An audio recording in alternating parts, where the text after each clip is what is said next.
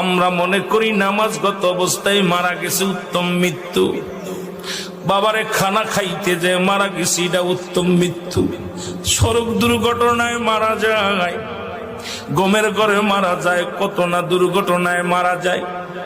আল্লামা মুফতি আমজাদ আলী সাহেব তার কিতাবের মধ্যে লিখতে যায় বললেন, মানুষ শোনো, 70টা তাজা উটের গায়ের চামড়া জবাই না করিয়া উল্টো দিকে টান দিয়ে লবণ আর মরিচ লাগায় দিলে যতটুক যন্ত্রণা হয়,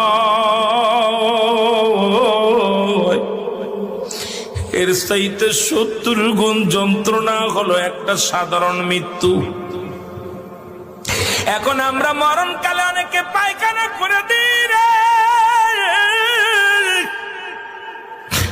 মরণের সময় অনেকে প্রস্রাব করে দিই। অনেক দাদা বাবার চোখটা বড় বড় হয়ে গেছে মরণের সময়। অনেকের মরণের সময় মুসলমান শুনে নাও, অনেকের মরণের সময় এই দুটি অমুসলমান জিহ্বাটা বাইর হয়ে গেছে। তাদের মরণটা কত কঠিন হয়। সহজ মৃত্যু যদি এত কঠিন হয়, কঠিন মৃত্যুটা কত কঠিন। আর কত মানুষের জানাজা পড়লা, কত মানুষের দাফন করলা, কত মানুষের শেষ গোসল করে দিলা।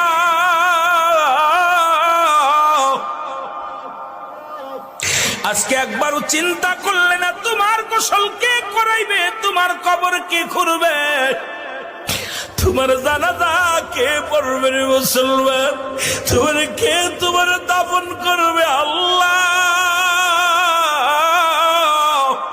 এই কার জন্য তুমি সুদ খাও, কার জন্য ঘুষ খাও, কার জন্য জিনা ব্যভিচার করো, কার জন্য মিথ্যা মামলা দাও, মিথ্যা কথা বলো, কার জন্য পরের বউ ভেঙে নিয়ে যাও, কার জন্য তুমি অন্যায় পথে পা বাড়াইলা, দুনিয়ার সম্পদ করলাও, এই দুনিয়ার সম্পদ